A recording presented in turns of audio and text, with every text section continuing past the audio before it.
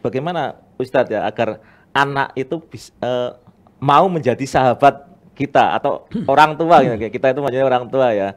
Karena kita sering melihat ya, ini kan katanya ya, saya juga kurang tahu. Biasanya katanya kalau anak perempuan itu cocoknya dengan bapaknya gitu ya, atau mungkin sebaliknya gitu. Nah ini mungkin Ustadz bisa menjelaskan bagaimana agar anak-anaknya bisa menjadi sahabat kita. Persahabatan itu kan dibangun dengan dua hal. Yang pertama adalah komunikasi, yang kemudian adalah tindakan yang berbalasan. Jadi selama komunikasinya bisa baik, maka ya persahabatan akan terjadi. Artinya ada feedback gitu ya? Iya, jadi nyambung. Jadi bahasanya bisa saling dipahami, kemudian juga pesannya juga sampai kan gitu. Kemudian itu yang pertama komunikasi. Yang kedua adalah munculnya tindakan berbalasan. Maksudnya adalah ketika kemudian seseorang itu kemudian sedang butuh didengarkan, dia mau mendengarkan gitu. Jadi kadangkala orang berkeluh kesah ya, Bu Intan ya. Jadi orang berkeluh kesah itu kadang dia tidak ingin mendapatkan solusi. Benar ya? Iya. Hanya kadang-kadang sudah didengarkan aja sudah bersyukur gitu. Gitu. Ada yang mau mendengarkan dia bersyukur. Nah, kadang-kala ya kemudian kita GR aja, kemudian ini udah kok kita carikan solusi. Padahal sebenarnya solusinya kita mau mendengarkan sudah cukup gitu kan. Ya, jadi artinya adalah kita merespon sesuatu berdasarkan ya kemudian kebutuhan orang yang bertindak kepada kita itu, teman kita, sahabat kita. Nah, jadi tindakan-tindakan kita yang berbalasan itu menjadi ukuran bagaimana kemudian kita sukses untuk membangun persahabatan itu. Kalau anak butuh bantuan kita bantu, tapi juga kemudian jangan sampai tergantung, karena kemudian kalau sudah tergantung maka membuat tidak mendidik dengan baik, atau dalam posisi yang keadaan seakan-akan misalnya ya seorang anak menjadikan orang tuanya seperti buruh gitu. Dia pokoknya saya minta gitu, harus dikasih gitu. Nah, itu hal yang tidak baik juga. Jadi yang kedua ini adalah tindakan berbalasan yang proporsional gitu. Jadi komunikasi harus berjalan dengan baik, kemudian tindakan berbalasan harus proporsional. Nah, ini dua hal itu yang kemudian menentukan sebuah persahabatan bisa berjalan dengan baik. Nah, terkait dengan apakah orang tua bisa bersahabat dengan baik dengan anak, ya dua ukuran itu tadi.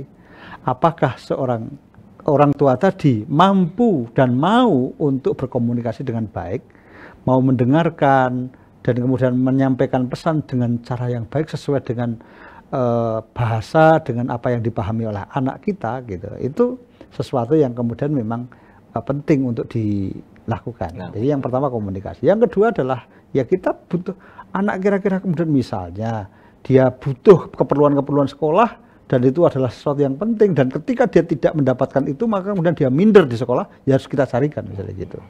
Nah, sehingga kita hadir kepada anak kita itu tidak selalu mesti sebagai dewa penyelamat. Ya, tidak seperti sebagaimana Doraemon kepada Nobita yang selalu menyediakan kantong ajaib gitu. Orang tua tidak seperti itu. Karena apa? Karena kita punya tugas untuk mendidik. Nah, tetapi kita harus bisa menjadi orang yang mampu untuk memberi tindakan sesuai dengan apa yang dibutuhkan, itu aja. Nah, tindakan yang dibutuhkan baik itu adalah sesuatu yang memang dibutuhkan maupun sesuatu yang memang diperlukan. Jadi maksudnya sesuatu yang dibutuhkan dalam konteks untuk menyelesaikan masalah maupun dibutuhkan dalam pengertian untuk menciptakan satu kondisi tertentu. Misalnya anak sedih, ya kita hadir untuk menghibur gitu. Nah, kadangkala respon-respon kita yang kemudian sangat instan atau kemudian seketika gitu sering kemudian tak terkontrol dan membuat respon berbalik itu sesuatu yang justru tidak baik, menjadi sesuatu yang akan direspon tidak baik oleh anak, sehingga kemudian dia akan menjauh. Misalnya anak melakukan kesalahan, tiba-tiba kemudian kita langsung, wah kamu itu loh, menyalahkan.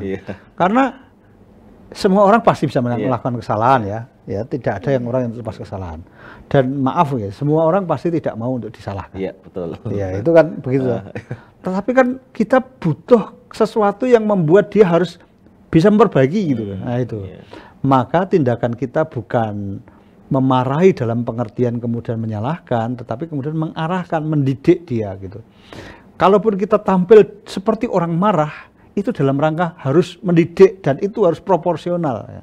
Karena kalau anak tidak pernah diberitahu kesalahannya, dia akan melakukan kesalahan yang berulang-ulang dan seterusnya. Nah, jadi proporsional itu yang menjadi penting. Bagaimana kita melakukan tindakan-tindakan yang sesuai dengan kadar yang dibutuhkan gitu. Nah, sehingga anak nyaman gitu. Anak nyaman. Jangan sampai melakukan tindakan-tindakan yang tidak terkontrol yang justru akan menjauhkan anak dari kita. Nah, sehingga sekali lagi bahwa kalau kita ingin bersahabat dengan anak kita, jalin komunikasi dengan baik. Kemudian yang kedua adalah kita merespon tindakan-tindakan dia, dan kita juga melakukan stimulus, memberikan satu tindakan-tindakan yang akan direspon baik oleh anak-anak kita.